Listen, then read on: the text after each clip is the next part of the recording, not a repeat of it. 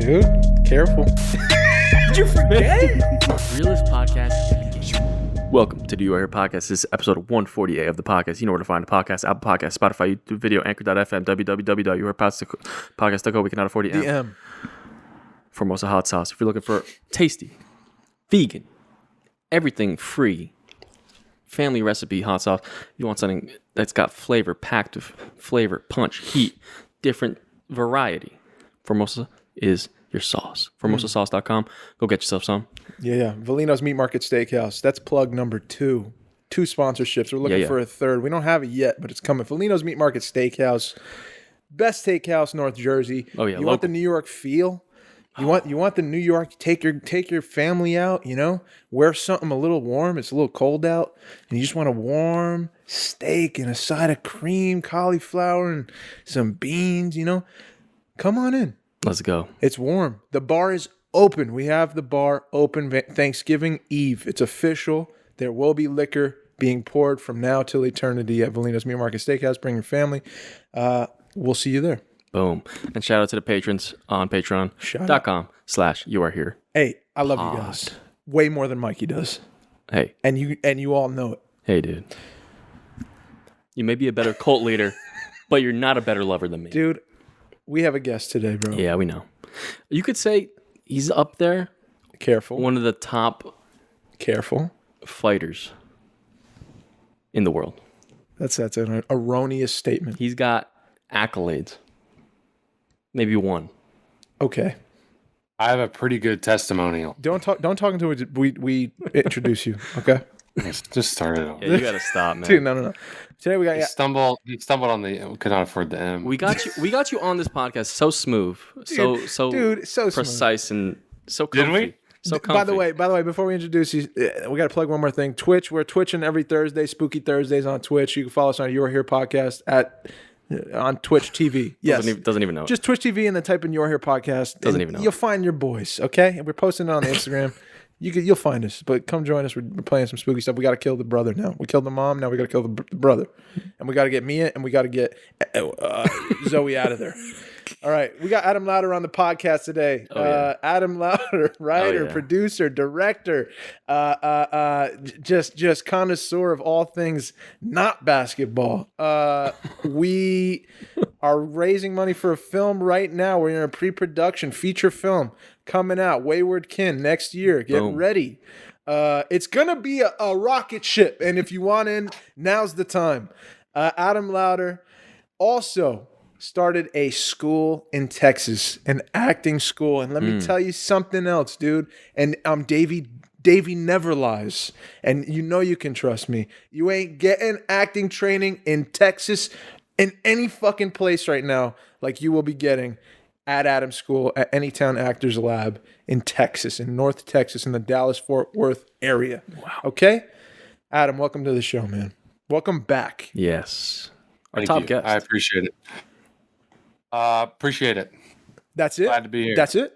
That's it. That's a wrap. No. Is that all you have to say, dude? Is that it? Well, I was going to say, boy, I really derailed you guys there. Y'all was killing it. No, I'm just kidding. No, I appreciate it. Y'all are amazing. That is super nice. Quite a statement. We are, No, I'm excited. Let's just go. Let's just get into it. I mean, what do you want me to say? I just love being here. I love you guys a lot. You know that. I'm just saying it because the camera's rolling. Is my internet all messed up? Or am I good?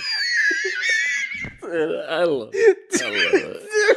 No, it's perfect. For once, it's actually working, dude. It's actually crystal clear. Nobody's watching Netflix in the house right now. No, Dad's about to throw Monday Night Football on. Oh, dang. Okay. We'll get through it quick. No, man. Adam. Oh, sir. Take it over, Mikey. If you could be one animal, what would you be? Oh, wow. Labradoodle. Would really love to be a peregrine falcon. And why? Why? Well, We're talking like that's apex.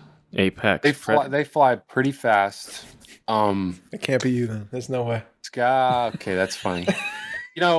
I say that because that's shout out my best friend Curtis Christian. That's his favorite animal. Like how I Like growing up, when we used to have sleepovers, he had a big old Peregrine Falcon poster in his room, which is so nerdy. That's amazing. But he did have that. That is a real thing. Okay, and I read this book called The Peregrine, recommended to me by none other than Werner Herzog. You might have heard of him. His name drops out here, dude. What? I don't know. He's a filmmaker right you've there. You've changed, dude. You've changed, man. Wow. This is what, your eighth appearance? This is your eighth appearance on the show? You've changed. He doesn't know anything about us, but he's been here 8 times. No, he's changed, dude. But let's welcome back. What's funny is, Dave, you better do a good job this episode, because I'm coming for the throne. Dude. Although you are the king, and we know that, but I'm just saying. Dude, what do you mean when you say that? Well, Mikey, let me take this. Let me take this, Adam. What we're saying is, don't be surprised if you just see something pop up on YouTube. Hey, bro. Just don't be surprised. You never know. You never know what'll happen. I'll tell you right now, you know? I'm going to call my lawyer, and there's going to be a real problem. Okay. Hey, my lawyer? You got the same guy. Yes. Damn it. Okay. No, there'll be no coups in this kingdom. Okay? Not one. Oh. Who's in the kingdom, says Mr. Richard. Okay, here we go. Wait a second. What is that? You're saying, you're throwing something in at the end. What are you saying?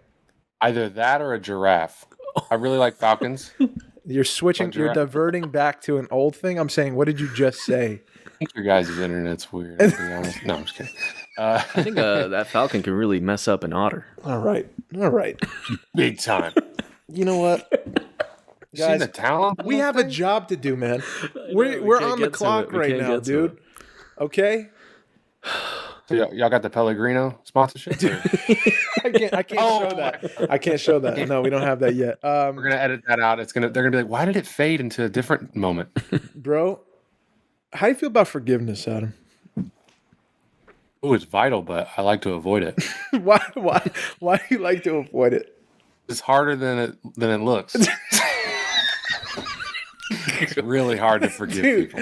Isn't it hard? It is. But when you do it, there's no better action to take. I mean, I agree, man. I agree. I was thinking about that on the way here. That's why I'm asking it. Yeah. Yeah, forgiveness, you know? I've been doing a lot of therapy. I've been doing a lot of prayer. Been getting in touch with who I am now in this new chapter, you know? And forgiveness is going to play a big part in this new me. Your boy Davey don't like to forgive. He almost got into a fight on the road with Adam on the phone. I was there. With another car. My ego is too fragile. And you look back on people that have wronged you, people that are close. Yeah. And it's so hard to just realistically and fully say, I understand. And are you texting right now? No. Taking notes. Oh, taking notes. Okay. Also, I actually do have a notepad right here. Okay. See, I know my guy. Okay, that was close. See how I know my was the phone just? Wait a second. Lift the notebook up, dude. Oh, you need to your relax, phone was bro. in the your you phone. need to forgive and forget. Forgiveness. Okay, forgiveness. I forgive you. No, but I'm saying Phone was on the notepad. Dude, it was on the notepad. I saw. You can replay that on the YouTube if you're watching. You're like middle school. Dude. Like and subscribe. I know Dave at 3 a.m. is gonna be like, I see him. I caught it. I swear though, I swear on Jesus, I was not looking at the phone. Okay, I believe you. But also, you need to forgive me. I do. I forgive. I wasn't. I really wasn't. But I'm thinking like, if I don't forgive, man, like fully forgive certain folks, all really, but the people that I think I hold on to things most. Like when you're a kid, when shit happens and you're like, it wounds you, right? And then you gotta figure out what that thing is as an adult because you bury it, and then you figure out what it is, and then you're like, dude, I'm pissed, I'm so angry, or I'm betrayed, like it's wrong. My immediate reaction is, it's you. How did you do this? You know, I want to make you feel that, or I want you to. But what good does that do? What does that do? It does no good. The only thing it does is like continue to spur that fire, right? And I think it kills you slowly. I think you die from that. You get like cancer from that, you know, when you don't forgive. So I think if I don't forgive, it'll kill me in the long run. And What's the difference between forgiveness and real forgiveness? I mean, what's the difference? I think only you know it. Prompts like an actual forgiveness. I think you have to empathize fully. That's what real forgiveness takes. Like, what's that? What's the fullness of empathy? The fullness of empathy? The fullness of empathy. I don't know. I feel like that's something you can't like. Maybe it's not the right way of saying it. I don't think it's something you can reach really like trying. I think it just happens. Like at one point, it'll just come. How many times? I don't know. A lot of the times that I've like realized I'm wrong, it's more of like something's happened, and then after you're like, oh, like that kind of thing. Yeah. Or like you don't even think about what it was. Yeah. You know what I mean? You could be so clouded, and then it just pops up out of like something. Either you see it like someone else do it, and you're like, what the hell is that guy doing? Yeah. And you're like, that's exactly what I did. Yeah. Or something like that. You know? I mean, I'm sure it could happen that way. I think the thing I'm talking about with my thing has to be coming from work, actively like focusing in on what is the wrongs, why do I feel the way I feel, and then why did those things happen, what was going on in that person's life, how do I forgive those things. I need to empathize fully. I need to see that person as a human just like me, put myself in their shoes and see how I could be doing the same mistakes. And then I can forgive those things that were done to me. Yeah. What are you getting at, man? What are you feeling? No, I'm interested to know the distinction because it's super important to know because we can say, oh, it's an action, it's a thing that we can do. But if it's not a binary, I did it and it's done. Yeah. If it's just kind of an ethereal, oh, I feel it, or I can't really put my finger on it, but then how do we know that we've done it? And if we can't do it, why are we even trying? The way that I see it and the way that I was taught was you got to right there at the end. You said a very similar thing that I was taught, which was you locate the resentment within you, or insert person here, thing or entity or organization or what have you.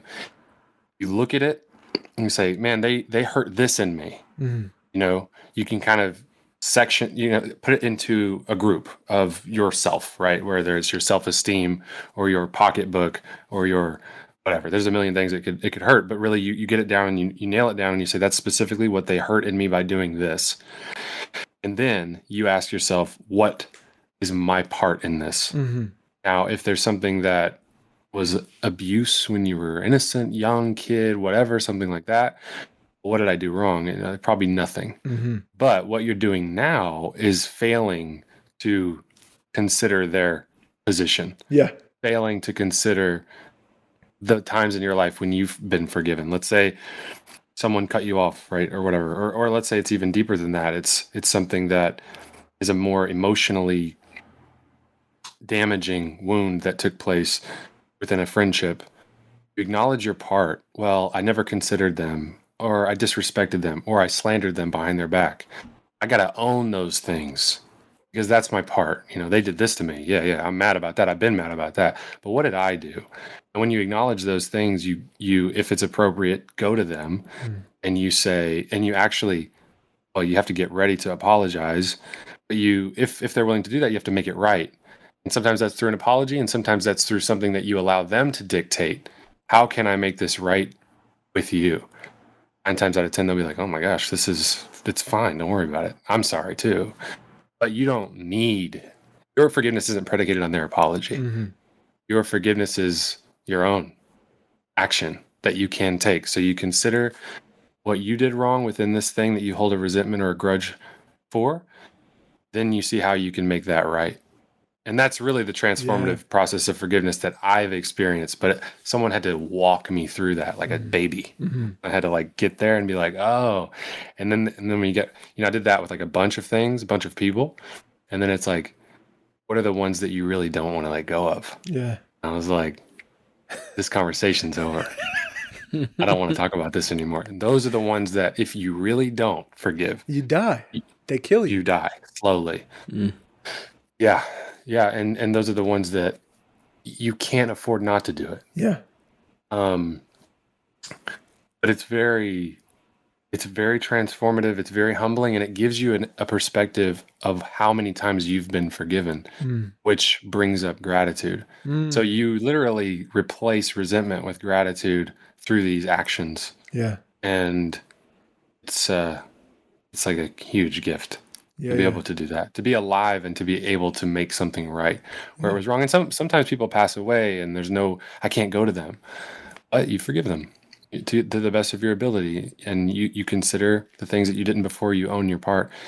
Maybe if you have a belief in God or higher power, something like that, you ask for forgiveness for what you did wrong. And you say, God, help me to carry out what would be a reparative, restorative way of thinking of this person. And then what that turns into is a way of mending things in a living way, which is every time that person's name comes up, I'm going to say something nice about them. Maybe that's something that God gives you or something like that. And then it's a way that you replace that damage with something that's healing and something that's life-giving, life-affirming. Yeah. And you don't walk around with it anymore, because everyone says this. Resentment is like taking poison and wishing the other person died. No. Yeah, dude. Yeah, it kills you. It will end up drowning you. And the other person continues to live. So it doesn't serve us. I don't know, just thinking about it plainly in the car, and that's what I thought so bold, like clearly in my mind, was like, if I don't forgive fully, I will die from it. Like that will drown me and someday, slowly. I will drown every day. And I have been. So yeah, like focus on those things, those real, and most people don't even know, bro. But we've all been fucking hurt by somebody when we were little in some way, or we're holding on to some kind of betrayal or some kind of something where we say out loud, "No, I forgive him. It's cool. It's fine. Really, I'm fine." And I think you're not, dude. I think none of us that we've each got someone we got to forgive. I think. Really forgive, and it sounds selfish. It sounds like, no, man, my uncle was great, dude. He was like a great guy, and but I feel different when I really investigate it. There was some line was crossed in my heart, and I have to address it and I have to see his side of it. I have to see my side of it. I have to realize that it's a human act, and I have to really forgive in some way. And for me, I got to ask for help to do that. I can't do it alone. Yeah, same. Yeah.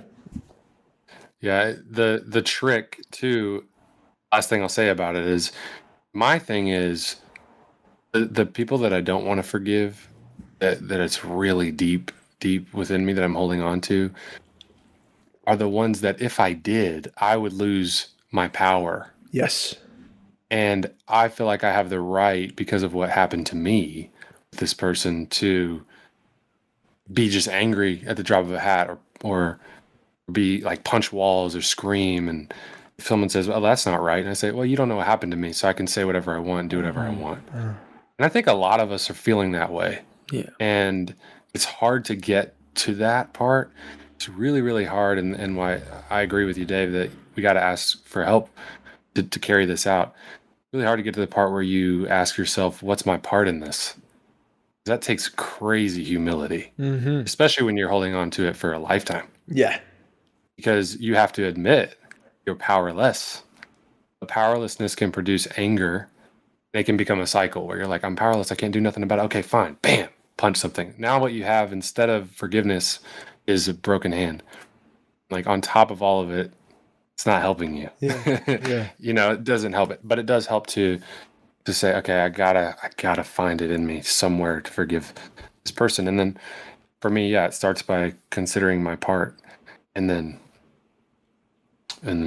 continuing to carry out those actions. But it's easier said than done. I just don't want to drown from that kind of thing, dude. I just don't want to die like from a wrongdoing that I hold as my power. That's my fucked up power, is that I have control over that. Well, this is why I have the faith that I have too, is, I'm constantly in touch with my own brokenness. I don't know whether it's like masochistic or like self-effacing or like I'm, just shaming myself all the time. But no, I'm just in touch because of how fallible I am and how many mistakes I make. I'm in touch with that all the time. And yet I'm fully known and fully loved and fully forgived. And like when you go through that, that encounter with what I think is God, it's like that is transformative. And like I'm overwhelmed about how much I'm loved. And that is what gives me the never-ending energy source to forgive other people. Mm-hmm. And I think when we start to share our stories, a lot of people would listen and be like, that's unimaginable. We're all walking around with this stuff. Like, that's unimaginable that you wouldn't want to just kill somebody. And it's like, yeah, I do. I do have those emotions. I have strong emotions about it, and I have a lot of pain, but I'm now an adult. What can I do about it? I got to take responsibility for my actions. I got to take responsibility for my life. And a part of that is looking myself in the mirror and realizing I don't deserve how forgiven and how loved I am. And yet I am beautifully made. So if those two things are true, then what am I to do with this beautiful gift? And I'm to love others. Loving others is not, love is a verb. It's like an action verb. It's not a feeling all the time, right? Yeah, you love somebody, but like it's also a verb. It can be done. Mm-hmm. And forgiveness to me is like the strongest form of loving somebody. And that's really how I believe where God wants us. Is I think Satan, wants us on the other side of forgiveness. I think he wants us in chains of fear. Yeah. And if we can break out of that with God's help, we can actually get to forgive others. And we're on that other side of it. You wouldn't believe the miracles that you can have with people, a life that you can share with people that used to be your worst enemies. Mm. But that's our call is to pray for those who persecute us. Yeah. Bless those who mistreat us. I mean, that's the prayer, and when we're able to do that, we're literally a walking miracle. Yeah. Because we really hurt each other a lot, and we have a lot of pain. But you can turn it around with God's help, in my opinion. Yeah, I agree, dude. I agree wholeheartedly. I realized how spiritually unsound I was, dude. A couple days ago, I told Adam this already, but I'll tell for the pod. I was walking Teddy, right, and up on the top of my block, up the hill, there's this dude I see all the time. I know where his house is. He's like late 20s, early 30s. He's all tatted up, like neck down, living with his parents, like snap back, like vaping like crazy. And, I already had this preconceived notion of who he is, but I waved at him, right? I was with Lena and I was with Teddy and walking as a family. I felt great. I felt like, oh, bro, I felt so good. And sun was setting, like the air was nice. Walking with my wife and my dog, and the kid's outside, and he's vaping in his driveway. And I wave at him, man. I'm like, hey, man. Like, I give him a wave, a strong wave, and eye contact. And he just looks down and just vapes again. And in an instant, I'm like laughing out loud, trying to provoke this kid to say something. And then saying, wow, out loud. And, talking to my wife and just saying as loud as I can, like, oh, you see this fool? Like, what a dope. Like, I'm saying hi. He's not saying nothing. And I immediately, like, went from so in the moment, just pleased, at peace, man. I have my family. I have my walk. I'm alive. I'm in love. I'm loved. Nothing to worry about. Not a care in the world. And this one dude not waving back set me off, bro, into this evil, like, shattered ego, like just a dick. Just turned into a real jerk real fast, and really wanted a conflict with this guy I don't even know. I don't know what he's going through. And you can investigate those little things and say, like, what? Why did I do that? Why did I do that? And the more I dug around and the more I asked, like, why? It's because I have a fucking really, like, delicate ego, bro. Where I'm like, if you don't wave back to me, this is what the thing I came to. If you don't wave back to me, then that is a form of disrespect. Why? Because I'm putting myself out there. I'm attempting to make a connection, and you are not answering the call and connecting with me. Is that fair? That's not fair. No. That's not fair. Am I God, dude? Understandable. Yeah, but it's not fair. It's not fair. It shouldn't affect me that way, but it does because I want to manipulate this dude into being my friend. Yeah. Dude. It's really deep, Dave. That's deep. And I'm not gonna get into it because I'm not trying to blow you up. But like, dude, you gotta have compassion for yourself. Yeah. It's like, think about the little kid. You know what I mean? Like, Yeah. my thing, I think partly why we connect so much is like, I can't stand to be ignored. And dude, you just sit back. You'll find a little boy being like, don't ignore me. Yes, dude. Yes. And it's heartbreaking. Yeah. And you can like consider me little boy, right? Yeah. Because like that's how I consider you. Yeah. Consider yourself from that same perspective. Yeah. Like have compassion for yourself, but at the same time, try to challenge yourself and like in my opinion, with God's help God help me consider that dude. Right. I don't know him. Like I'm offering something. Why?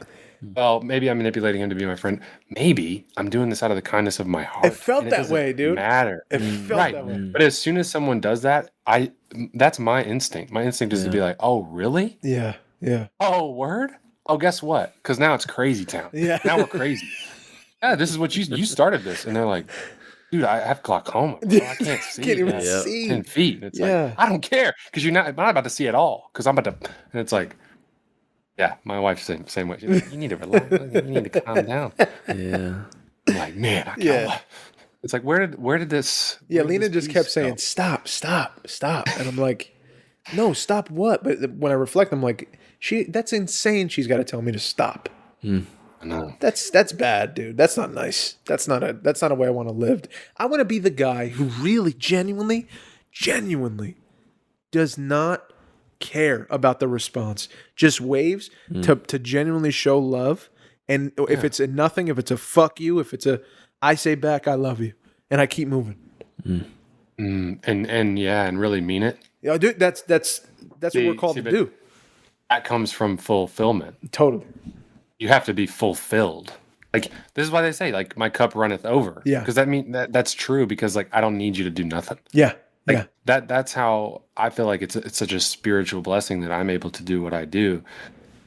Even though it's hard, it's fine. Yeah. Like the fact that I get to show up each day and do what I do, I'm good because I'm full. Yeah. Like I'm so good. I don't need it to, of course, I want it to be successful. I want it to work out because I have all these ideas and I have all these people that I want to help. I'm like, dude, I want to help people, but I'm not running the show. Like I can pretend like I run the show. I can own a business and I can teach at the school and whatever. I'm not running the show. Yeah. Like who's running this show? Like the show of life. Yeah. Who running the show? Yeah. Because it ain't me. And so there's powers way greater than me that are dictating some things that I can't touch. But in my little space, what am I to do? And that's it. That's all I got control over. You know, you quit. Like someone told me this, such a helpful, very quick piece of advice. Like, oh, I have all this anxiety, I have all this stress. Cool.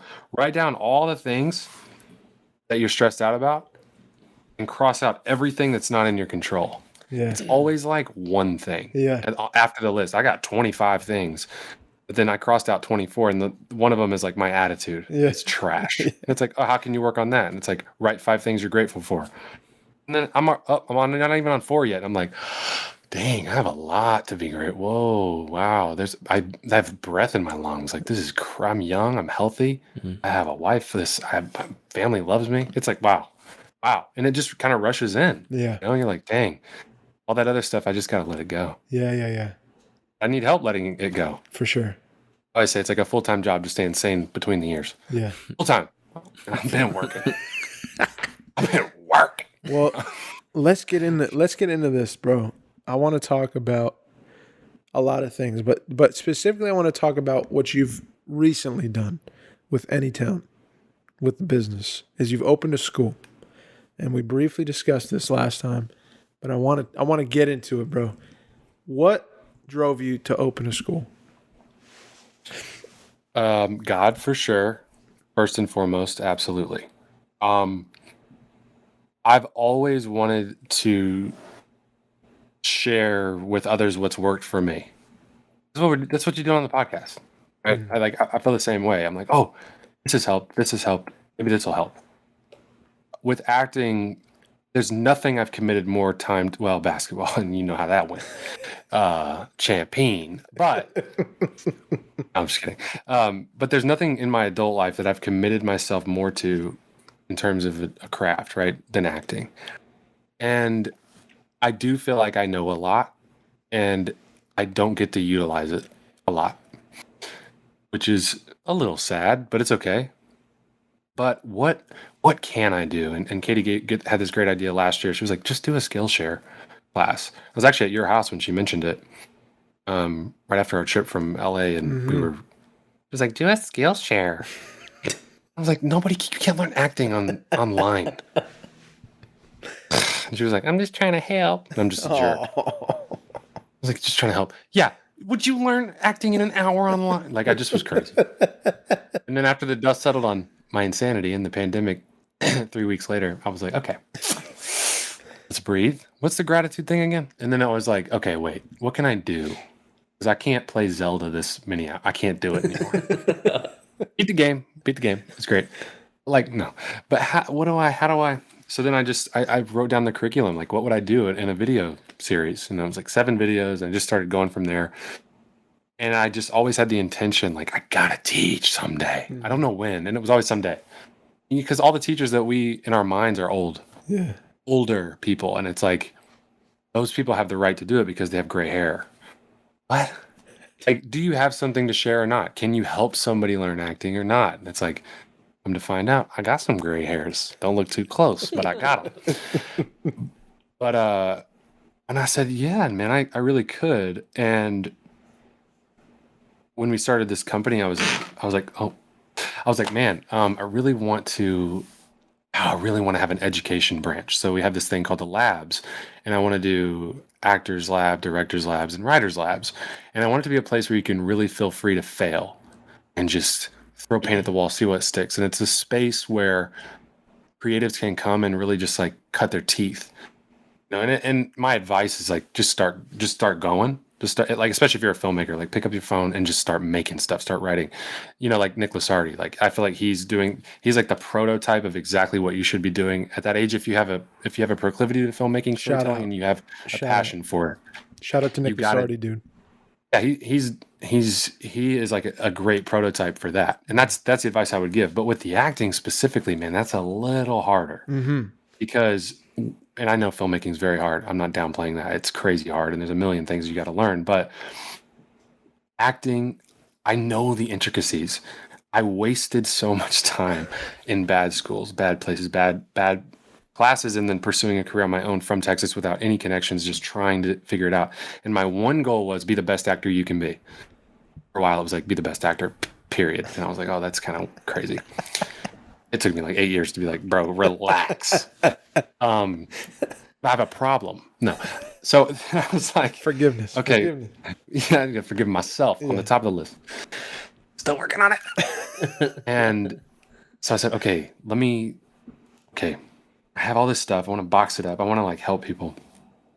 And I started calling spaces in Texas, and everybody was so nice. And really, the main person that was like the best was Michelle Norris at Granville Arts Center in Garland. She was like all about it. Like, never had one problem with any of the things I was saying. I was like, oh man, I'm gonna have to like jujitsu this thing, and like it'd be too much money, and if I have to do any of that. She was so welcoming. Come in and see the space and like check it out.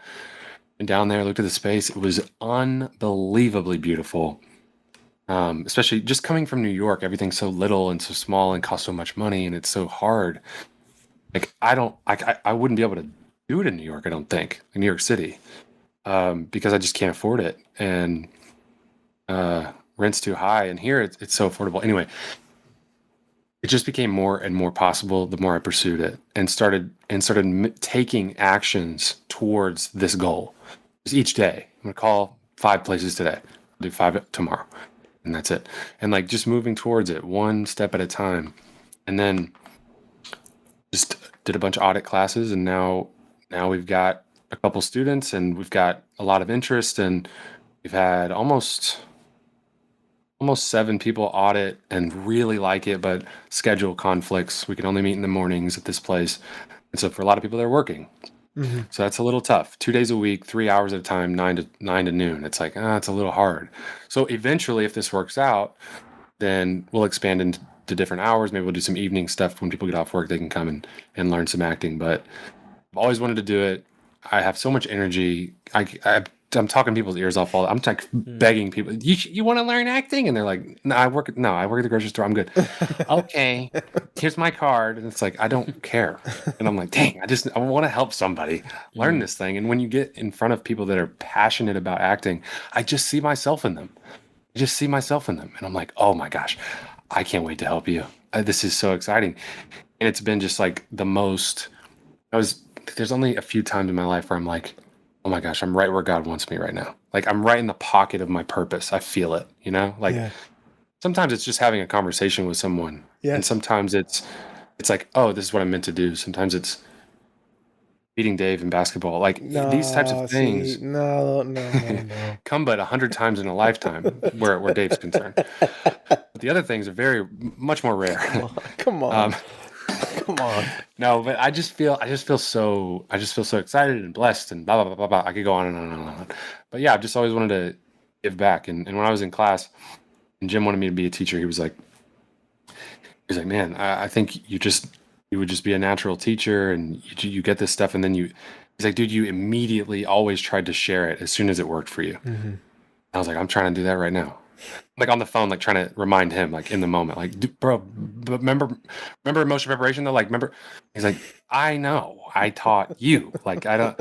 Sorry, sorry, but like, I do have that, and it's like that's all teaching is like sharing what you've learned with others. Yeah. That's the hardest thing to like really like get is like when we were in school. It's like you think about your teachers. It's like they were just us. Yeah. But then like they learn what we know, and now they're just doing it back, right? Passing it along. And I think we were talking earlier about the like gratification stuff. Like I feel like one of the biggest ways, you know what I mean, of giving back. Oh yeah. Like the gratitude in that. Oh yeah. Because imagine like when you were like younger, right? You're still going through like the acting stuff, or you, Adam. It's like, how much did you wish you had like someone that was like, I know exactly what they need right now. You know what I mean? Like, you have so much, you went through all that stuff. It's like, imagine if you had that person, they'd be like, all right, I'm targeting you guys, dude, right? Dude. That's what you guys are targeting. Dude. You know what I mean? When we found You're targeting those people that are like, all right, like this is what I want to be. You know what I mean? When you find it, yeah. like after all that time, it's exactly what you're talking about. Yeah. It's like, I was asking, just please, if you're listening, put me in a place where I can learn this craft, please. And I'm not that intelligent. I can't just read a book and understand it. Yeah. I can't replicate that. It doesn't help me. Put me in a place where people know how to translate this thing to me in a way that I understand it. And I found it, dude, and so did Adam. And your whole life it's rerouted. It's put on a whole different course. I don't need another class. It's amazing to be able to say, I don't need another acting class. Yeah. I don't. It's crazy. I know that in my heart, I don't need that. Yeah. You sure don't. You got it. And dude, Mikey, straight up, I was like, God, I wish I had this when I was 18. But what's amazing is like, I feel crazy blessed that we had the place we had. Yeah. I don't care if it would have come 50 years from now. Yeah. Yes. Blessed, dude. And it came when we were So- young, dude. And I'm like, if I'm alive and I'm not at least trying to pass this on, I am wasting part of my life. Yes. This is meant to be passed on. Yeah. This is meant to be shared. And I know, I don't care where I am. Texas, I don't care. Yeah. I'm in the desert. I don't care where I am. Like, to come to class on time, phone off. No, I'm just kidding. But get there and like, we got to carry the torch. I mean, I think about people like Sanford Meisner and Stella Adler and Bobby Lewis and Billy Kazan and Cheryl Crawford and Lee Strasberg and Stanislav. Like, what if these people just were like, I'll do that someday. Yeah. Like, Meisner started teaching when he was 30 years old. Like, he was killing it. Mhm. He was amazing. Yeah. He didn't have to do that, but he was like, man, this is too good. Because he found it. He found it. You know, and he was like, I'm in touch. And then he didn't think the group theater would dissolve 5 years later. But it did. Mm. You know, and it's like, whoa, that's correct. And now it's over. And then it's like, okay, him and Bobby and Lee, and that's it. Mm-hmm. Zan, but he wasn't really actively teaching as much as Lee and them. But it's like, dude, if we don't have those people, we don't have the place we went. So we don't learn it. So we just don't learn it. I mean, and not only that, we don't have Robert Duvall. We don't have Diane Keaton. We don't have Peter Falk. We don't have, I mean, I could just go on and on. I won't. It's But like, crazy. endless. So then you look at that and you go, wait, that's like the best era in American filmmaking. They're all connected to these people. All of them. Meisner, the group, they didn't know. They just got in touch with what the Russian masters were doing. Mm-hmm. And they said, oh, well, it's a game changer. This is a whole different thing. We got to learn this. And it took them a long time to learn it and to figure out a way to, and they made a million mistakes. They figured it out and then they passed it on. And what we have just at our disposal now for eternity, right? Well, whatever, as long as the earth is around, who knows? But we have this at our disposal. Like, we have these books, we have these movies, we have these incredible plays that were written during this time. Like, this is great. And that's my excitement each day is, I don't know. I don't know what these students are going to do. I know what I've seen my classmates do. I don't care if the world didn't see it yet. I saw it. Yeah. It changed me. Yes. I'm different. Yes. I get to reap what these people were putting out. Like, that's a gift. That comes but once in a lifetime, some of these performances. No one's going to know about it, but we were there and we can talk about it. And I want to pass that on, man. I want to be like, okay, cool. Today's the first day of this one. And everyone's like, oh, cool. This is like my 8th class I've audited. And it's like, it's a different thing. You're going to really learn if you stick around. If you're willing, you're really going to learn something that's going to be special to you. Yeah. Because there's nothing more valuable than the 2 years that I spent there artistically in my life. It revolutionized not just me as an actor, me as a storyteller, as a writer, as a director, as an artist. Revolutionized. I mean, I could go on and on. I won't, but I would rather put my energy into passing it on. Yeah. Because it's a fire, dude, and it will burn, but we got to have people to carry it. Yes. You have to carry the torch. Yes. And so I'm a big proponent of, if you have that in you, if you have that calling, that passion, start it. Mm-hmm. Start it. Because I don't know what y'all think, but I feel like our industry is whack. I'm sorry. I feel like everybody's not that good. It is, dude. Everybody in the UK is coming over here and stealing every role. And they should. Americans are They getting bonked They on should the head, eat bro. it up because Yeah. we suck now. Yeah. We suck. And that's just the way it is. Why do you think that is? Why do you think that is? No one prioritizes training anymore. Bang. That's number one. And if you want to get real specific, that's it, right? Nobody incentivizes sticking around and learning something, learning a craft, because it takes time and hard work and do this stuff behind closed doors. Bro, I can learn how to act on camera for 2 days in February You certainly cannot. for $400. Well, you're going to be out 400, but you're not going to learn how to act. Well, it's just that's what we're inundated with, dude. It's like Oh, yeah. this fire that we talk about, dude. The thing that you were discussing, like when you have that desire, like please put me in a place where I can learn this. I'm praying that somebody can teach me this thing. Yeah. The things that are in place are these traps. These like businesses that are disguised as like, this is the place. Come here for a week and you're going to be a revolutionized artist, you know? And I don't believe you can really It's not going to happen. do that. There was a quote on Katie's journal that she had for one of the times. Well, she had a ton of journals, and one of them, she stuck this quote on there. It was a sticker, and it said, "What comes fast goes fast." I'm sure I've shared that with y'all before. That's true. Mm-hmm. You know, like, instant gratification is our demise. And that's what we all have. Yeah. We all have it. Yeah. And guess what? It's getting more instant. Yeah. Because what is YouTube doing? What is Instagram doing? What is Facebook doing? reels, Shorts. little bitty clips, shorter, more, shorter. These things are designed to get us addicted so that we're taken out of our life. Mm-hmm. The foundation of truthful acting is the reality of doing. So the more that you're out of your life and out of your reality, the more stressed out you are, scientifically speaking. Bang. The worse you are at acting. And oh, by the way, no institutions are worth anything anymore. And no one cares about prioritizing training because I want it now. Yeah. You ain't going to get it now. You know, everyone wants to look up, I'll be an NBA player. No, you're not. No, you're not. You don't do anything. You don't put in the hours. Nah, but it don't matter because like I play this day, this day. No, you don't. You know what Damian Lillard said, and he's quoting someone else, but he said if you want to look good in front of thousands, you have to outwork thousands in front of nobody. Hey. What are you doing? What are you doing when no one's looking at you? Bang. I'm gonna learn acting. No, you're not. You're going to show up and you're going to actually learn, or you're not going to learn anything. Yeah. That's true for everything. Mikey, how many hours do you spend just doing the podcast? Just the podcast. How many hours? Not to mention your other work, not to mention learning music, not to mention I said to him before this, he could teach a class on podcasting if he wanted to. And you should. He could. You should. Get you a Skillshare. Do what I did. Dude, I have 14,000 minutes watched. I have 400 people who've taken my thing and like loved it. And it's like, dude, I don't care. I'm making $50 a month on that. It's nothing. It's gas money.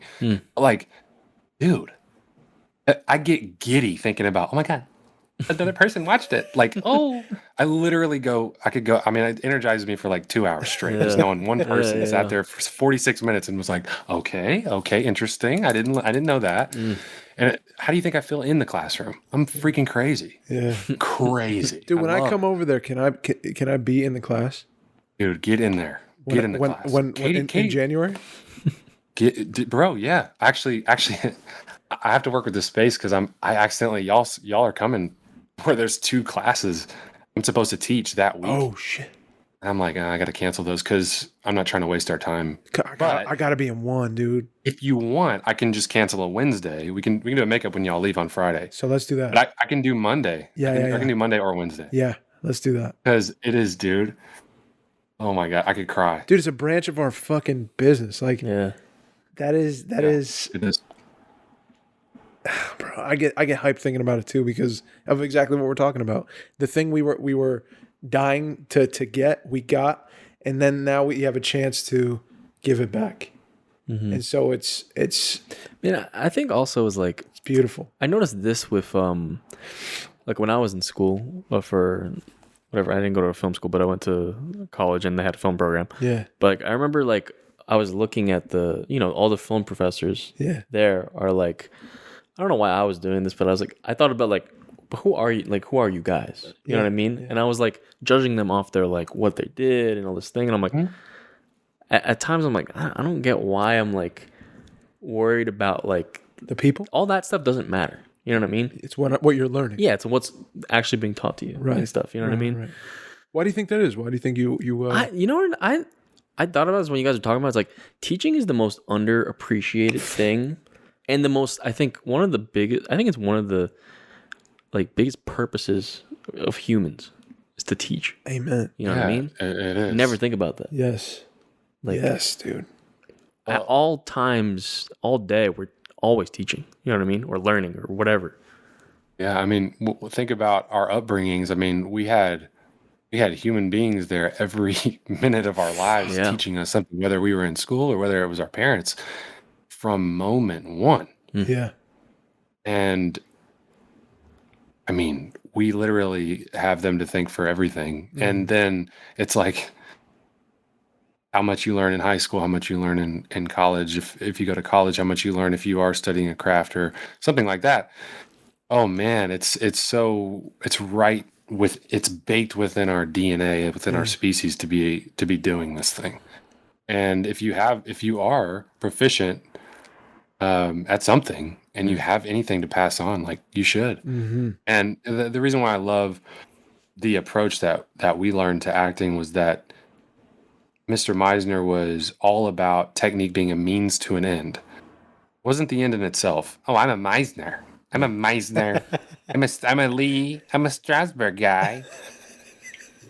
are you truthful or not? Mm-hmm. That's what those dudes cared about. So if anyone took any of their classes, there was merit to their acting because those two guys specifically cared about that. Stella, same way, right? Anyone from that group theater. But there's so many studios and so many classes that are like, this is the Ivana Chebek method. It's like, who cares what it is? I don't care. Is it good? Does it work? Yes. Am I better after I do the thing you say to do? Like, if you have something that works and you want to pass it on, just start going. Yeah. Don't wait till you're old or, oh, I have to have this credential or I have to do that. No, you don't. If you have something you know works, you've got it already. Yes. It's going to spread word of mouth. If it's a good product, it's going to spread. People are going to find it. It's going to find an audience. It's going to find customers, whatever. People will find it because it works. If it doesn't work, well, whatever, it doesn't work. Get better at it yourself or whatever it is. But yeah, man, it's really about the quality of what it is that you're passing on. But don't beat yourself up too much because when you are vetting and researching and learning, it's like time is super valuable. So if you are going to take someone's class, like you need to know that they can do it. And typically we look at their own work to see like they know what they're doing. And that's definitely a hurdle for me because I haven't done a bunch of stuff. You look me up, you're not going to be like, oh, this guy's a master actor or something. You're not going to find that. But like that's why I'm like trying to reach out to people and get them in the classroom because once they're in their classroom, they see what I'm about. They see what I'm teaching. They understand my authenticity, and I give them the program. I tell them exactly what to expect, and then I hold myself and them accountable to their own weaknesses and goals that they're trying to overcome weaknesses and turn them into their strengths. And that's my job. And I know that if I stay true, it will grow, and it's already growing. Like if you have that too, do it because you have a lot to pass on. And what's amazing is like the bonus of all this is that you just get better at your thing. Bro. I was gonna say Because every day I teach, I'm like, Dave you better not get in the scene with me, homeboy, because I got it now. I'm back in. No, I was kidding. I wanted to answer that thing though. Like why we do that and stuff is like definitely like I was getting on it, but I also think that like for my case in that school, it's like there was two just like teachers that I really was like, they don't care. Like you care, you know what I mean, about your student. You check in, all this stuff. There's people that they get into that, and you could tell they just don't care about you. Paycheck. They're not. Yep, they're not doing it because they love it anymore. Yeah. And like that's where like I think as a student trying to learn, you're like, oh, like this is an option. Yeah. You know what I mean? It's toxic. Yeah. And it's like, but like that's. And I only had like one or two professors that I really like. I loved like learning from them. You know what I mean? Right, dude. Like there's really. I think that's what it kind of soils the whole thing. You know what I mean? Bro, it's not only it's a little that sucks or man, not a great teacher, but whatever. That's a disservice. Yeah. I tell my student and I tell the people who audit every time you're in here, like if you aren't growing, I'm not going to teach you anymore. You can't be here over 12 months. You can't. I don't care if you want to pay me double. You can't be in here. You're out. I'm not your guru. That's not what this is. This is you leave here and you don't need me. That's how I was taught and it worked. Like this ain't some 6-year, 8-year, 10-year, 12-year. Let's just keep it going. No. Why are you in a class?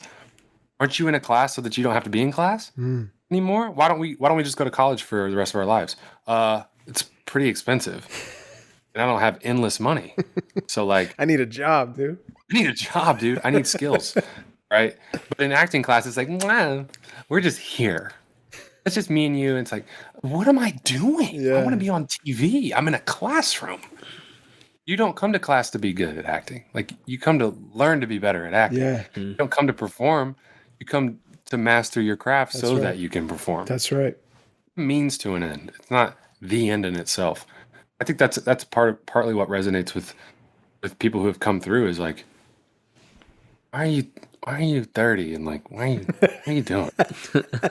And I'm like, and I tell them and I'm like, because I don't need to be doing this. I love doing it. Yeah. I love doing it. Yeah. I have a whole other thing. I don't even really have time to be here. If I'm being honest, Dave's gonna get on to me if I come in here 3 days a week. I really don't have the time to be here. But like I'm going to make sure some of my time each week is spent doing this because it's so important. Yeah. I had a buddy of mine when I was telling him who I've known for years who actually lives near me now.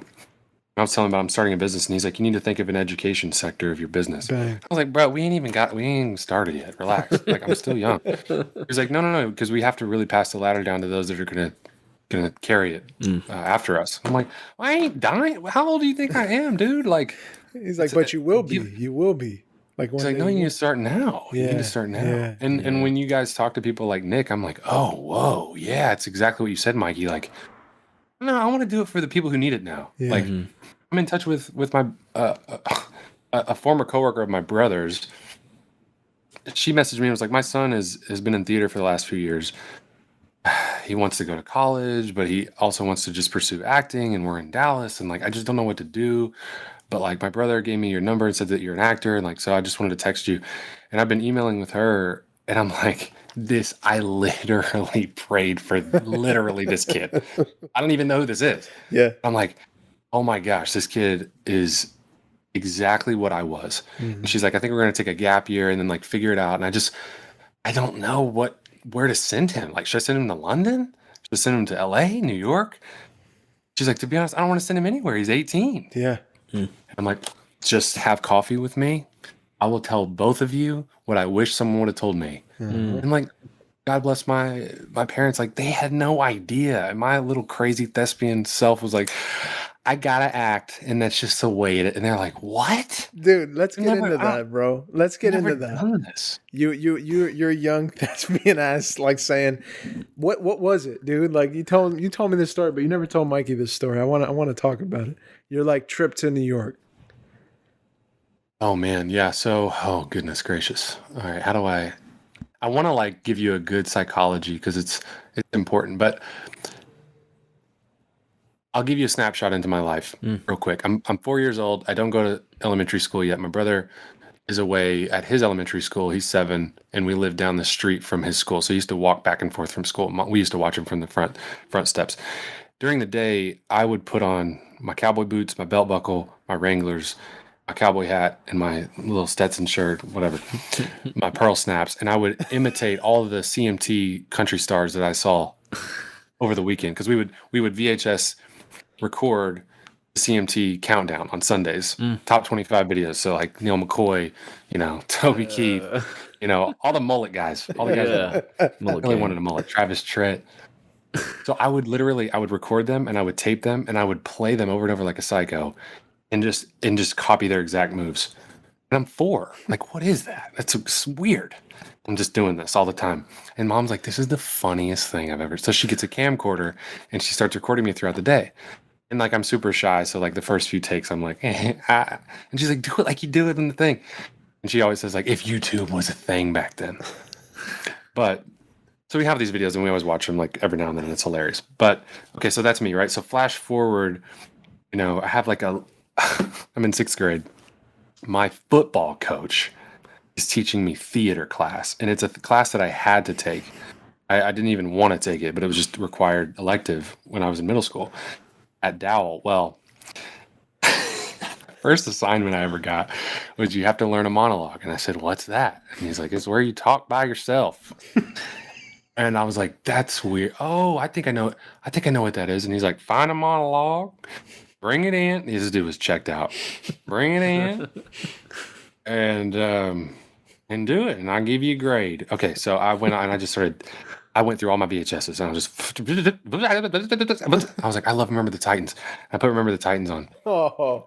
And I found the speech after the fight when like, Gosling gets dragged out and the boot teared and everybody, they're fighting. And then, afterwards, like literally, I'm going to recite it to you right now. Yeah, do it right now. I was gonna say. It goes, bunch of tough guys. This is exactly how I did it. I'm a little white boy in 6th grade. This is exactly what I did. You did the Denzel, dude? This is literally what I did. I got up in front of the class. I'm like beat red. I'm like shaking. And I'm like, bunch of tough guys. And everyone's like, what? Like, you look like a bunch of 5th grade sissies after a cat fight. You got anger, that's good. You're going to need it, son. You got aggression, that's even better. You're going to need that too. Even a 2-year-old child could throw a fit. And then he zooms forward. He's like, we will be perfect in every aspect of the game. You drop a pass, you run a mile. You miss a blocking assignment, you run a mile. You fumble the football, and I will break my foot off into your John Brown hind parts. And then you will run a mile. Perfection. go to work and I got a C. What? And I was like, what? Because Marcus Holt got an A and he pretended to be little Frodo's Baggins friend at the end of Lord of the Rings. And it was, Mr. Frodo, Mr. Frodo. And I went up to Coach and I said, Coach, I got a C on this? And I was heated. Coach was like, man, you can't go up there and just do an impression of somebody. That ain't how this works. I was like, I did it exactly how Denzel did it. He's like, it just don't look right coming from you. Wow. And he can't translate it. He can't translate it. I'm But like, that's, are you kidding me? I don't know anything. And I'm like, Marcus Holt was Mr. Frodo, he ain't Scottish. And he said, you can't deny talent, son. Oh, the talent conversation. So then I'm like, all right, fine. All right, I got to see. All right, I'm going to kill it in makeup. That's our next assignment. So we do this makeup stuff. Then we fast forward, we're going to do a play. And I got a part in the play. I worked so hard on this play, dude. And I would come home every day, so excited. I'm learning my lines. I'm running back and forth. I'm doing the entire play to my mom. Just dying. She's like, my son has got some sort of mental issue. He loves us way too much. So I'm doing the whole thing back and forth. And right before we're about to go on, the whole show gets canceled. Oh. And I'm heartbroken. But, I'm a sports guy, right? So I'm like, well, football season's about to start up. Like, all right. Okay, so then I'm just basketball and football. That's just me. After that, I don't even think about acting ever again. Mm-hmm. And then some crazy stuff happened with basketball. I decided to quit, which was crazy because I was way too into basketball, but I decided to quit. And my buddy was going to take a theater one elective, and we were going to do it together because we were class clowns and we're fools. Shout out Big D. Shout out. And Big D, he's in first period and I'm in seventh period. We look at our schedules and I'm like, aren't you in theater one? And he's like, yeah. I'm like, we're not in the same class? I thought there was just one class. And he was like, I guess not. So I took this elective, and thank God I wasn't in his class because we used to distract the hell out of each other. So I'm sitting there alone with some freshmen, some just, and not to be rude because I'm a thespian too, but these people are weird, bro. These are some weird kids. And I'm weird, but I don't know it yet. I'm sitting there, and we got the third string center in the class, just goatee down, and he's just cackling and making fun of everybody, beating people up behind the bleachers and of the black box. It's like a mess. And my teacher starts passing out this thing, and she's like, Stanislavski. I'm like, Stana, what? Can't even read this. This is in Russian. We're gonna read the Cherry Orchard. I'm like, what is that? Why Big D ain't even in here? If it was gonna cut up, it was gonna be great. And she gets to this part where she, I think it was Meisner in this little handout. It's like, you can't even see it. It's photocopied. Yeah. Oh, yeah. Splotchy and stuff. And I'm reading it, and it's a brief history of, it's 4 paragraphs of, that's just acting right there, 4 paragraphs. I'm looking at it and I see this thing, and it's acting is supposed to be like it's happening for the first time, even though you rehearsed it endlessly. And I was like, oh, that's interesting. And it all started coming back to me, right? I'm like, oh, the Denzel monologue, the 6th grade play. He's like, we're going to do repetition. Bro, this really happened. I didn't even tell you this. What? No. We're going to do repetition. So she taught us repetition. Here's what she taught us. Look at the person across from you and just say something, and then just repeat it over and over. We never went into point of view. We never let it change organically based on our instincts. I just spoke to someone, and I just robotically was like, oh, you're short, you're short, you're short, you're short, you're short, you're short, you're short, you're short, you're short. Great. And then we moved on. Oh, never went back. And that was it. And I was like, Miss, what? She was like, don't worry about it. So then we go so then we do a play. And I'm like, D, you gotta audition for the play. We gotta be in the play together, bro. That's gonna be crazy. And I'm in varsity basketball, but I know things aren't going well, and I'm gonna quit. So I'm like, bro, once the season's over, we're gonna lose in the playoffs. We're gonna be in this part, right? So we just play by A.R. Gurney called The Dining Room, and it's a mess. It's I'm playing 9 parts. I ain't never acted before. It's insane, right? D's playing 6 parts. He's a fool. And it's just terrible. terrible. And we actually get passed off to the theater director who's going to direct us because our theater teacher was too caught up in the varsity show. So she's like, here, you do it. And so my boy Landry came through, and we rehearsed this mug for like 8 weeks, right? And I'm up there with 9 parts, just doing all types of craziness. And last rehearsal, he comes in and just throws everything out the window. Says, I had a dream. I dreamt this. This is what it's going to be. And just turned every scene into something totally different. Blocking was different. We all just stand there. One person floated across the room. It was a mess. But he kept one scene the same, which was my scene. This one scene that I had where I was the head of the household. And my brother was beat up at this bar. And I get a call in the middle of dinner. And my brother was beat up. And it was a hate crime because he was homosexual. And I'm like heated. Mm-hmm. I don't have no idea what I'm doing. I don't know how to act. I'm trying to freaking just memorize the thing. But I still have this thing in my head, which is like, you rehearse it endlessly, but it's supposed to happen like it's never happened before. Okay, that's the goal. I don't know how to do that, but that's the goal. So my boy Alex Eakin, who is playing my son, he's like Alex Eakin. He actually went to my conservatory a year later. Anyway, in New York. Crazy. These lines are so terrible, but he's like, who was that, Pop? And I was like, don't worry about it. He's like, somebody called you, Pop. Who was on there, Pop? And I was like, it's your uncle. And my wife's like, my name was Standish. Why? Standish. Don't. That's not a name. Of course, I had to like kiss the girl. That's like you're not fully standing. You're like half in the chair, half out. That's like one knee on the ground. One. It's like I'm standing-ish. Bad name. Standish. Talk to A.R. Gurney. I don't know. Okay, so one night we do the show, and I get the call, and it's like, whatever. Your brother's been beat up. He's not doing well. And I'm like, what? Who's on the phone, Pop? Who's this, Pop? And he's like, is it because he's a fruit, Pop? And I like looked at him, and I had so much rage. And the line is like, don't say that about your uncle. And it just came through me. Uh-huh. And I was like, do not say that. And he was like, poof. Forgot his line. I love this shit too much, dude. I love this too much. I kiss my wife. I'm going to be back. She's afraid that I'm going to die because I'm ready to kill somebody. Right. And I kiss her. And I go off stage. And I'm going into the wings of the theater, but like I'm not, right? Like Adam is on liftoff, and I'm so ready to kill somebody. And I go out, I exit the scene, and there's nothing there. It's just the wings, and this is gonna sound crazy, but I swear to God, a light started shining on me out of nowhere.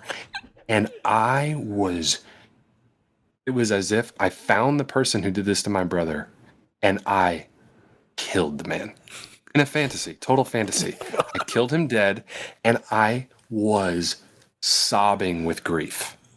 Like melting down, sobbing in the floor of the wings, like, and nothing, and all the kids backstage, all the techies are like, what the hell is wrong with him? And in that moment, I said, I'm going to do this for the rest of my life. Dang.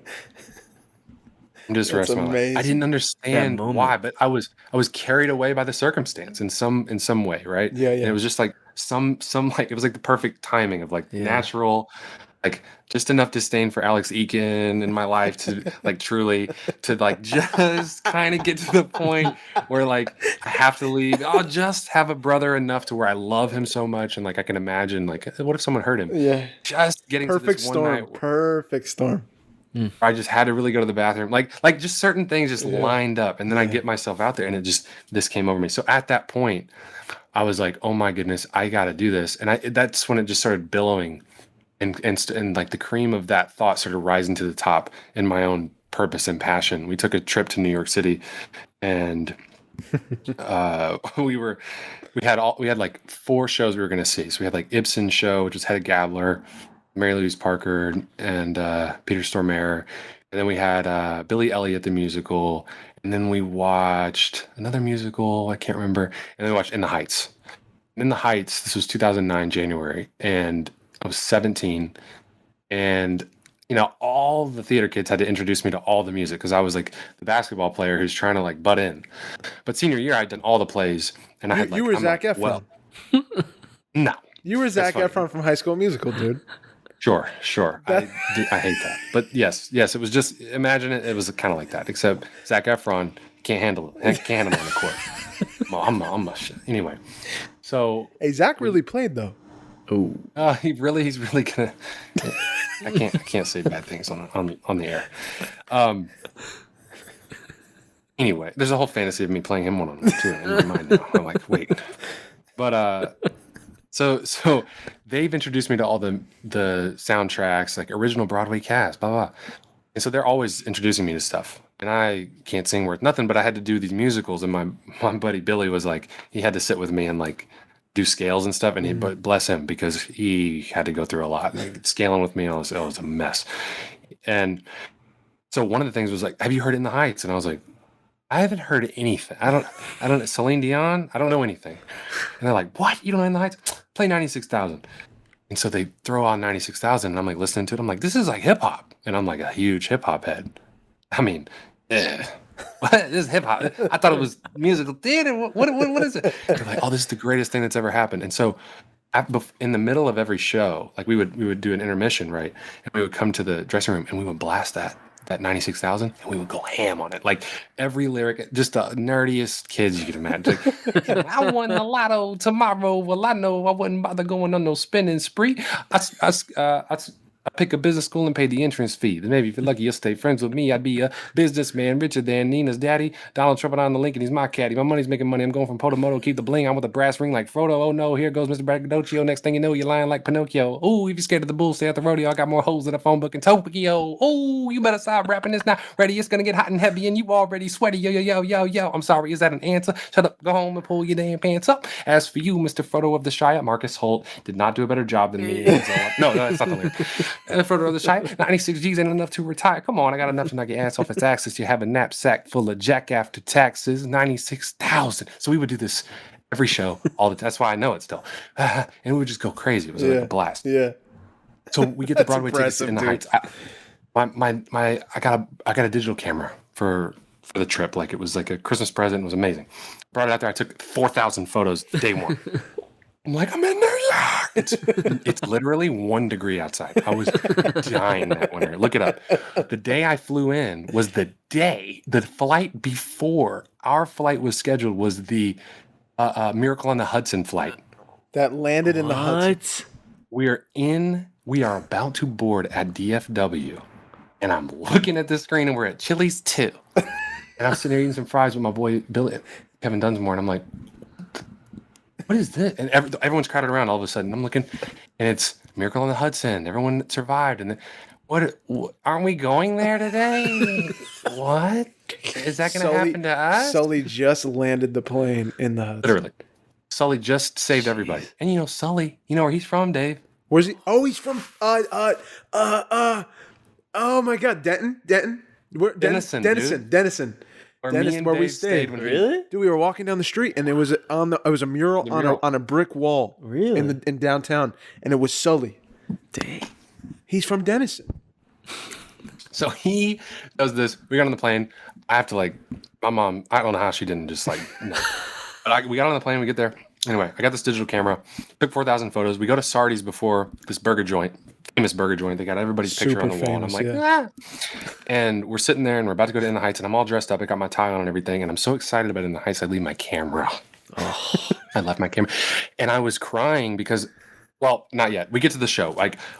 I know every word of it.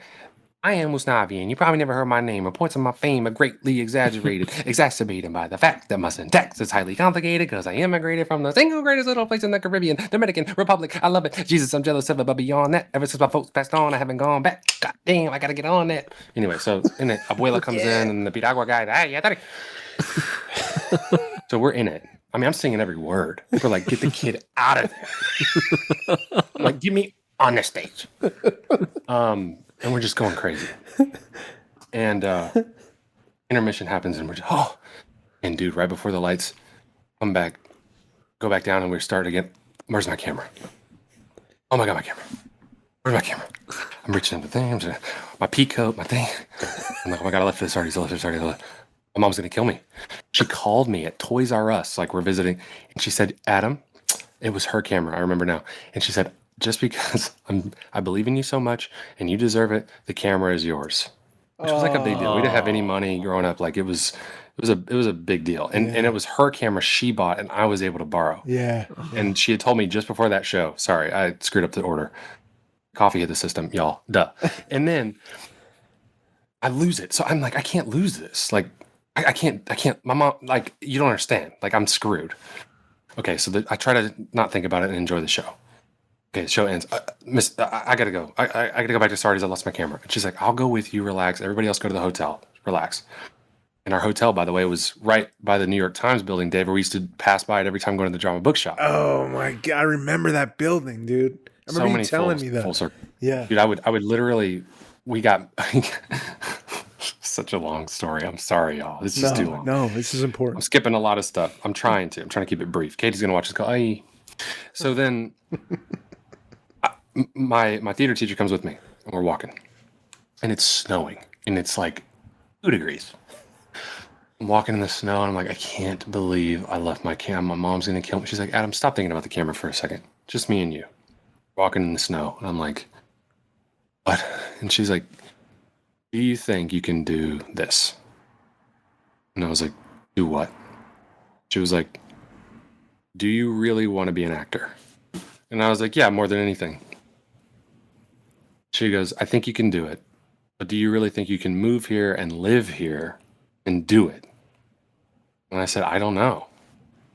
And she said, I think you can, but you have to stay dedicated. It's not going to be easy. I believe in you. I'll always, be in your corner. If that's what you really want to do, you should go for it and you should come to New York. In the snow. But I'm going to. In the snow, walking through, Midtown, you're having this conversation with your high school teacher. Get back to Sardi's. It's nowhere to be found, right? The camera's gone. But I had this, like, in the 2-degree weather, my mom's going to kill me. I had this, like, warmth because I knew I was going to be all right. Because, like, I just got the approval from the one person in the theater world that I knew, who knew anything, basically give me her nod of approval and say, like, you can do it, even though it felt like an impossible challenge, a crazy task, like there's no way. But it was like a very faithful step in the right direction, and I know it was meant to be. And I had auditioned for 3 programs. One was Baylor for theater. One was ACU for theater. My buddy Kurt was going to ACU. I had a bunch of buddies going to Baylor. And I got into both programs, and they were private schools, and you ain't got money. Got no money. So FAFSA all day and all the scholarships I could find. I got all the scholarships for both programs and all the financial aid that I could get my hands on. I got into both programs. They accepted not many people. So I was heavily considering these places, and some of my best friends were going there. And I also auditioned for this summer program. But the summer program was in New York City, and I had to go to Houston to audition for it, but it was actually going to be the full 2-year program. And my dad drove me down there, and as we were going down there, he was like, do you want to do the summer program or you want to do the real program? And I said, I don't want to do the summer program. I know what I want to do, and I want to go to New York, and I want to act. I was like, well, then you should just audition for that one. So I did. I auditioned in Houston, and I did 2 monologues. One was a comedic monologue from Along Came Polly, Philip Seymour Hoffman did, and the other one was a great Philip Seymour Hoffman film called Capote, but it wasn't his monologue, it was a different one. I auditioned with both, and the president of the school was there. Her name was Joan C. She's passed away at the time, rest in peace. And she had me do both monologues again. This time she filmed me on the second one, and I did it. I didn't know what that meant. I did it. I just, I did I did my Denzel work where I just copied it. But she said, you don't even have your man face yet. And I took that as like, and I'm not getting it. My buddy and I were walking in the hallway, and I was really dead. I got a call from ACU. The president of their program called me and was like, we would love to invite you into that. I was like, oh my gosh, that's amazing. I really wanted in that one. And so I was like, wow, this is great. And I'm walking with Big D, my theater buddy, my guy. We're walking, and we're late, and we're about to get detention. And we're late in the hallway, and I'm going to theater. And I said, man, I got into ACU. I think I'm going to go to ACU. I'm going to room with Kurt. It's going to be a dream come true. I've known Kurt my whole life since I was 4 years old. It's going to be cool. I said, but D, if I'm being honest with you, man, I really wish I could have gone to New York, but the money's not going to work out. And my counselor had called me and said, man, I don't know what we're going to do. It's a lot of money. And I was like, yeah, I can't do it. I mean, I'm broke. And I said, man, I wish God would just give me a sign. And D falls down the stairs and he lands on his back. And his shirt said NYC. No way. And right before he fell, I said, if it was just written on your back or something, I would know. And I hit him and he fell down the stairs. Like, this dude's a ball player. Like, I ruined his life, but he was totally fine. And it was on his front. And he said, and I said, D, NYC, are you good? And he was like, I'm fine. He goes, hey, you got to go to NYC, bro. My admissions counselor called me and said, and that day in class, we're in senior English. Ain't nobody doing nothing. It's senior rights. We in Miss Whitman's class, all right? So Dostoevsky can wait because we chilling. We're throwing paper airplanes and I get a call on my phone. It's a New York number. And I'm like, what? And my boy Dave is like, yo, pick it up. I have a good feeling. Pick it up. I'm like, what? I pick it up. And we got the yearbook people in the class while this is happening. Oh, man. And I'm like, hello? Adam, this is Charlie Fursko, New York Conservatory for Dramatic Arts. How you doing? I'm good. Are you sitting down? No. And yearbook people just start snapping because they're like, what's homie do? Why are you looking crazy? And they're like, it's New York on the phone. And he's like, I didn't know your situation at home. We got you every scholarship. We got you all the financial aid you can get. And this is how much it's going to cost you. And it was less than ACU to go to New York City. And they're snapping the photo. So I got it in my yearbook, my senior yearbook. It's there. The moment's there. I got to show you next time you're here. I can't believe Definitely. that. Never. Have I showed you? No. I'll send you the photo tonight. I'll take a photo of it. And we're sitting there, and I just lose it. I call mom. I go down, and she's like, "What? Are you kidding me?" Oh, Charlie calls her, and we work it out. And he's like, "The only thing you got to do is you just can't room in the dorms because they're too much money. If you can find a spot, I'll help you find an apartment." Then we can do it. And I said, the only way I can do that is if I live with my mom because I can't work and go to school because it was like 35 hours a week of the conservatory Full school. time, And like the homework was bananas. Like there was just no way because it was concentrated film and TV work and whatever. And they had crazy assignments. So my mom actually came with me.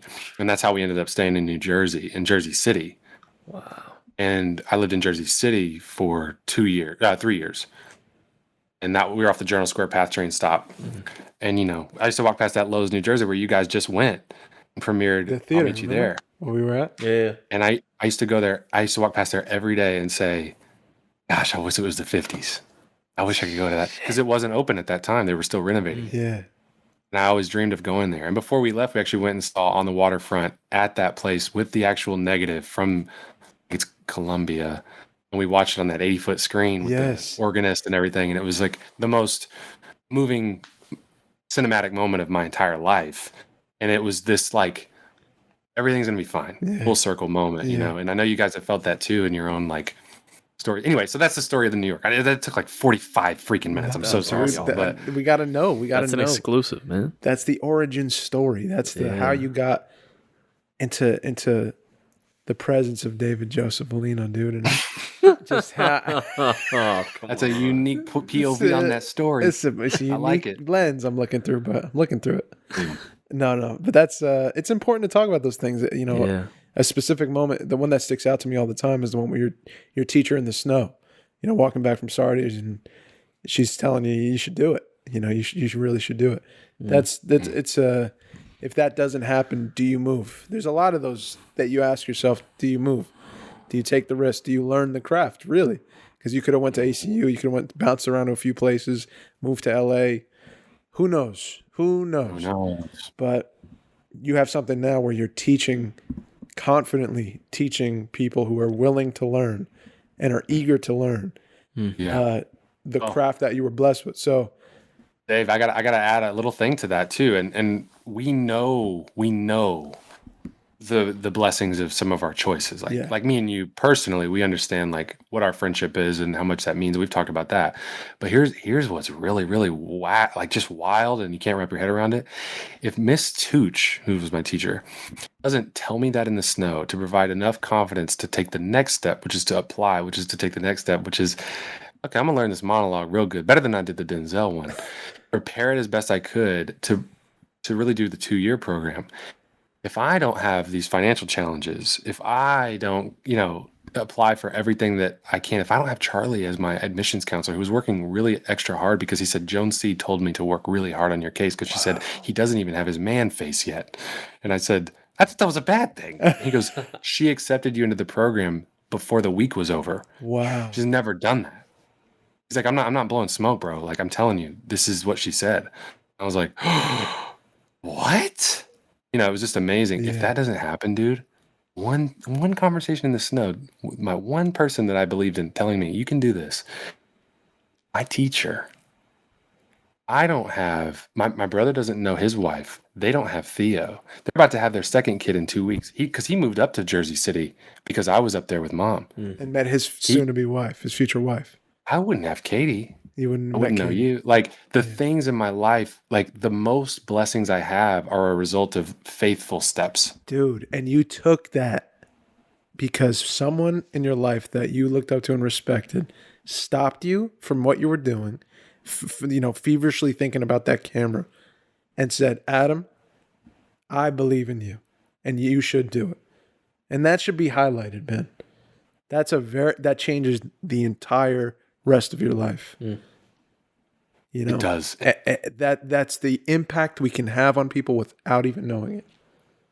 It's powerful. And it's what Mikey said. That's exactly what I'm doing every day. That's right. Tomorrow, 9 a.m. in Garland, Texas, I'm doing that. That's right. Ashton Lewis. I'm going to sit there and I'm going to do what my teacher did for me and my other teachers did for me. That's right. And I'm going to share what I know to work. I'm going to try to do what I can for him. Yeah. And I'm going to take his dream as seriously as my own. Yeah. And it took you didn't have an easy route to it. And you found it just like me, dude. It was a decade of like searching. And then you find it and we pour ourselves into it. We were very blessed. Now you get to help people avoid wasting time and walking around aimlessly and knocking on doors that get slammed in their face and paying money for false gurus and all kinds of shit. You're going to assist people in earlier on. And I think that's so cool. I think that's in my future too, bro. I think I'm going to be doing that with you over here. I already talked to you about it. I talked to you about it. But it's amazing to see you carrying the torch now. And dude, like, what could you say to those potential students right now that are looking at who's Adam Lowder? What is this ANYTOWN Actors Lab? What am I going to learn if I go here? Like, what would you say? I would say if you're willing to learn and you're dedicated to the seriousness of a craft, you're going to learn how to act and you're going to learn how to live truthfully under imaginary circumstances. It's just, I know it. I've tried it. I've gone to the most elite place in America, which is New York City. And I've sifted through my version of good, bad, and ugly. And on the other side of many, many blessings and trials and tribulations, I've found what did work. And I've distilled and simplified what has become so complex to us, acting. How do you act? And I've turned it into a doable, achievable process for you to understand. You don't got to audition here. You don't have to have a certain number of credits to come into the classroom and then to be considered. And no, you don't. You just have to show up, which is super important. And it's something that a lot of people don't do. Dave, you do it very well. Show up for others, show up for yourself, show up for your dream. You have to be willing to learn and dedicated to the seriousness of the craft. You're going to grow. You're going to grow. It's a month-to-month thing. It's 12 years long, but you're not locked into 12 months long, but you're not locked into a contract. It's month-to-month renewal. It's $300 a month. If you're not growing, I advise you to leave, but I'm there taking your dream as seriously as my own. And we've already had so much progress with this one student. We've had many people audit. Not one of them has left uninterested in wanting to do it. Some of them are working out their schedules. Some of them, I have to do it next year, whatever. But we're here. And if you are in the Dallas-Fort Worth area, I'm here for you to serve you so that your talent can serve stories that serve the audience. We're here to be of service for you. And I think we as artists are servants. And our total design is to connect. And I think nothing does that as effectively as art. And the greatest art comes from the heart. And that's what we do is we connect you, the truthful person, to their own heart truthfully. And then you express yourself intuitively, which is to say without conscious reasoning, because the worst acting comes from your own head. In the moment, like life, we move from instinct in response to the life around us, exchanging life truthfully under imaginary circumstances. That's what you're going to learn. And let me just give a testimonial real quick. You ain't getting no better training right now, okay? And I mean it. It's not happening. It's not happening. If you live in the area, it's a silly thing to not take at least a month and just test the waters. You're not going to find a training where you can become. Do you find yourself in your head ever when you act? I'm asking the person listening right now.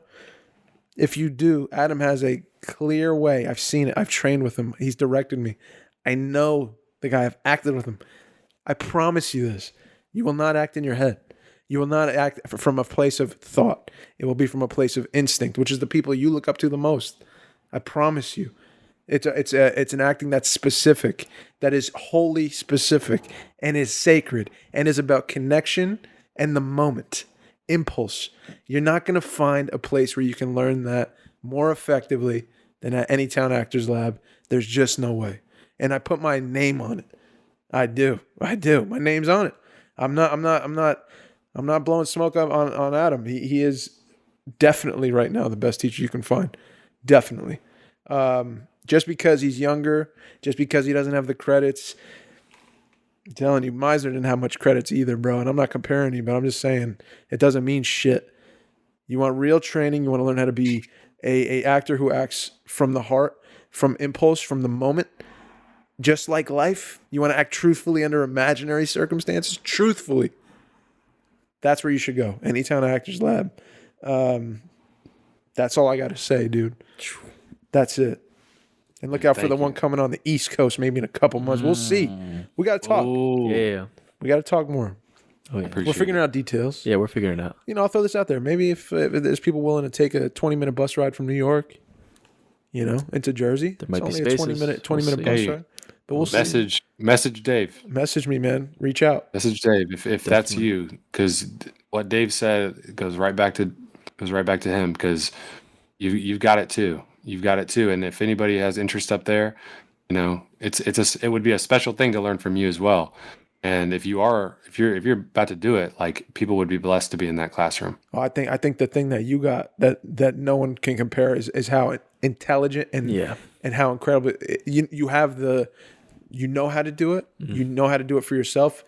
Your impulses, you're connected to who you are. Your artistry through the roof. But I always say this about you: it's your intelligence too that, like, you match it with, and your ability to translate it. I think is very effective and clean. Mm. And that's it. Yeah, man. I'm just happy. Man. I'm just happy for you guys, honestly. I'm just happy. That's I just want to put that. I'm happy for you, man. Yeah. What do you mean? Yeah, no, bro. Let me have my moment. Okay. Okay. I'm sorry. All right.